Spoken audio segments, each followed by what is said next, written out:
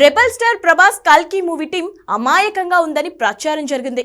ప్రమోషన్లో ఏంటి ఈ లేజినెస్ అని కూడా కామెంట్లు పడ్డాయి. ఇదంతా ఒక 15 రోజుల ముందు మాట. ఇప్పుడు కల్కి టీం ప్రమోషన్స్ చూస్తుంటే 10 రోజుల్లో ప్రపంచాన్నే షేక్ చేస్తారనేంతగా అభిప్రాయాలు మారిపోతున్నాయి. జస్ట్ 15 రోజుల్లో కల్కిని ఒక్కో కోణంలో ప్రమోట్ చేస్తున్న విధానం పాన్ ఇండియానే షేక్ చేస్తోంది. రాజమౌళి నెలల తరబడి చేసిన రాని ప్రమోషన్, నాగ్ అశ్విన్ ప్రభాస్ కలిసి చేస్తున్న ప్రమోషన్స్తో కల్కి టీంకి భారీగా రీచ్ పెరిగింది. ఊహకందని రూట్లో వీళ్ళ ప్రమోషన్స్ ఉంది. అదెలానో చూసేయండి.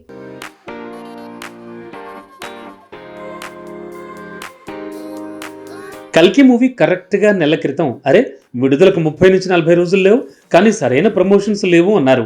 ఇది పాన్ ఇండియా మూవీ కాదు, పాన్ వరల్డ్ సినిమా అన్నప్పుడు 3 నెలల ముందు నుంచే ప్రమోషన్స్ ఉండాలి కదా అని కూడా కామెంట్ చేశారు. కానీ ఇప్పుడు కల్కి టీం ప్రమోషన్స్ చూస్తే స్లో పాయిజన్లా ఈ మూవీ ఆడియన్స్లోకి ఎక్కేస్తోంది. ఆ మధ్య కామిక్ కాన్ అని యూఎస్లో సినిమాను ప్రమోట్ చేసి ఓవర్సీస్ మార్కెట్ను ఆకట్టుకున్నారు. ఆ తర్వాత బుజ్జి కారును లాంచ్ చేసి ఇండియన్ యూత్ని, బిజినెస్ పీపుల్ని ఆకట్టుకున్నారు.